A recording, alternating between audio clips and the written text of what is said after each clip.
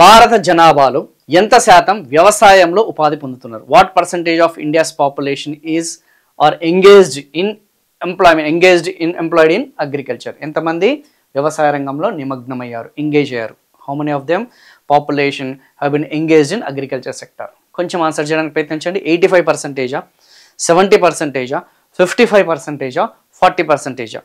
Of course ఇప్పుడు మనము 2024 సర్వేలో ఏదైతే ఉందో కొంచెం చేంజెస్ అనేది రావడం జరిగింది. ఇది కొంచెం ఓల్డ్ డాటా కాబట్టి, పాత డాటా కాబట్టి, సో కొంచెం మనము అప్పుడున్న డాటా ఆధారంగా మీరు ఆన్సర్ చేయడానికి ప్రయత్నించండి. సో నాకు తెలిసినంతవరకు మీ అందరికీ తెలిసిందే, ఆల్మోస్ట్ 50% ప్లస్ ఎంతమందమ్మా? దాదాపు 50% కంటే ఎక్కువగా, అధిక శాతంగా చూసుకుంటే మనకి agriculture and it's allied activities, వ్యవసాయము మరియు అనుబంధ రంగాలు అనేది ఏదైతుందో దాని మీద వాళ్ళు ఎక్కువగా ఆధారపడుతున్నారు. సో ఎవరైతే ఈ 55% ఎవరైతే పెట్టారో అది right answer. But according to the 2024 survey పరంగా చూసుకుంటే మనకి ఆ యొక్క శాతం అనేది 42%కి తగ్గింది. సో దాదాపు 42%, ఇప్పుడు ప్రజెంట్ వచ్చేసి almost 42% have been engaged in agriculture and it's allied activities. So ఈ బిట్ అనేది 2014, 2015 లాంటి ఎగ్జామినేషన్లో ఇది ప్రీవియస్ బిట్గా ఉంది. కానీ ఇప్పుడు మనం ఆల్రెడీ ఆల్మోస్ట్ 2025లోకి వచ్చేసాం. సో 2025లో చూసుకుంటే ఖచ్చితంగా దీని రిలేటెడ్ ఏదైతుందో బిట్ అనేది ఏదైతుందో దాని ఆధారంగా చూసుకుంటూ వెళ్దాం.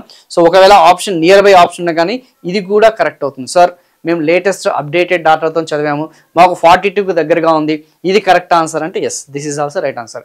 కానీ కొంచెం అప్డేటెడ్గా ఉండండి అమ్మా. సో 2014 నుంచి 2025 వరకు చాలా గణనీయమైన మార్పులు అనేది జరిగింది.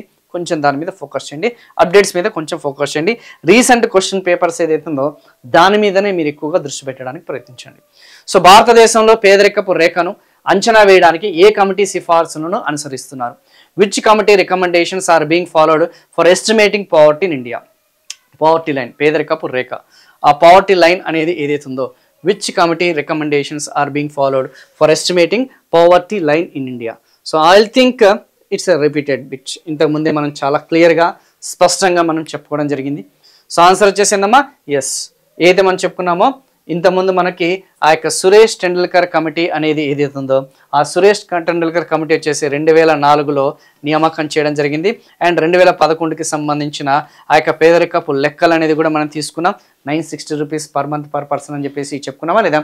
అండ్ 1460 రూపీస్ అని చెప్పేసి కూడా మీకు మెన్షన్ చేయడం జరిగింది అర్బన్ ఏరియాస్లో.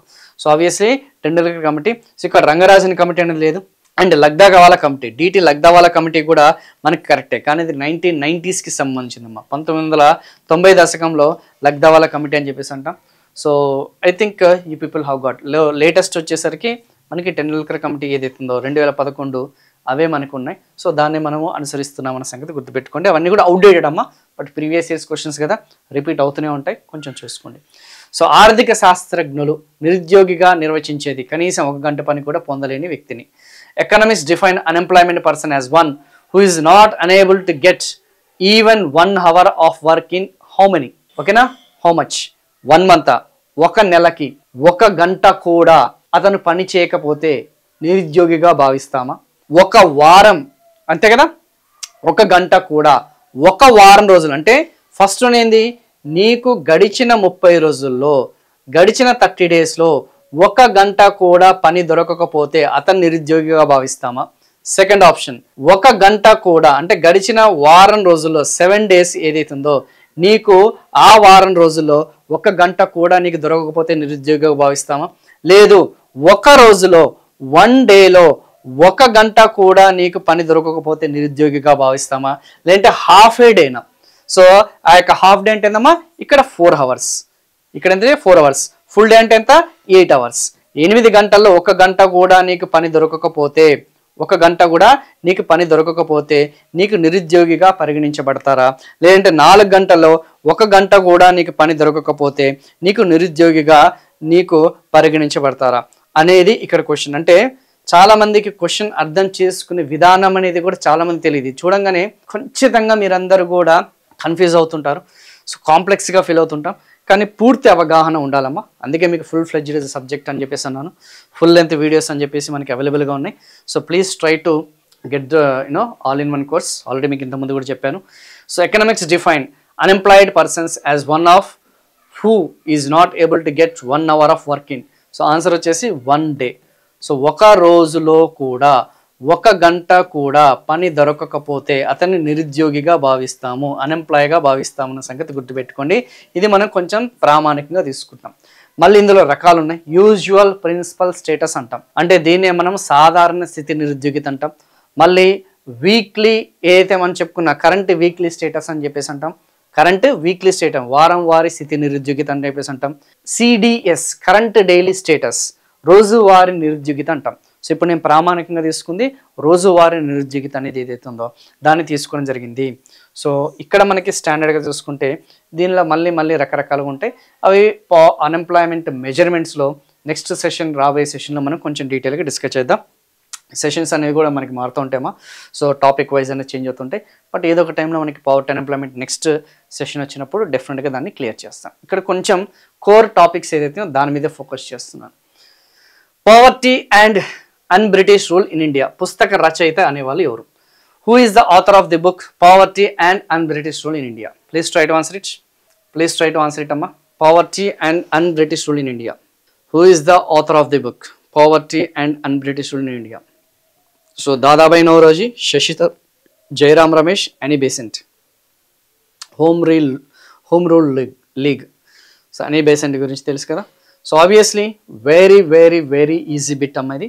ఖచ్చితంగా పేదరికం గురించి బేసిక్ నాలెడ్జ్ ఉన్న వాళ్ళు 100% దీన్ని ఆన్సర్ చేయగలుగుతారు. సో ఆన్సర్ వచ్చేసింది దాదాబాయి నౌరోజీ.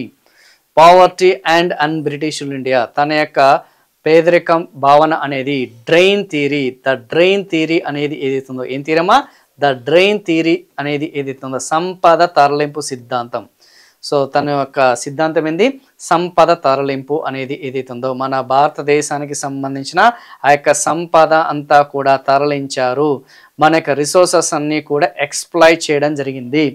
మనకున్న రా మెటీరియల్స్ కానీ, మనకున్న గోల్డ్ కానీ, మనకున్న వనరులన్నీ కూడా బ్రిటిష్ వాళ్ళు దోచుకు వెళ్ళారు అనేది వాళ్ళ యొక్క అతని యొక్క the poverty and un-British rule India అనే గ్రంథంలో దానిలో చాలా క్లియర్గా మెన్షన్ చేయడం జరిగింది.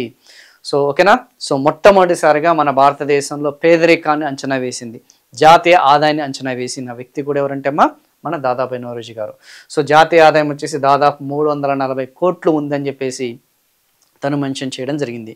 సో సబ్సిస్టెన్స్ ఏదైతే మనం చెప్పుకున్న లైఫ్ అనేది జైల్ కాస్ట్ ఆఫ్ లివింగ్ని ఆధారంగా చేసుకొని తన పేదరికాన్ని అంచనా వేశారు.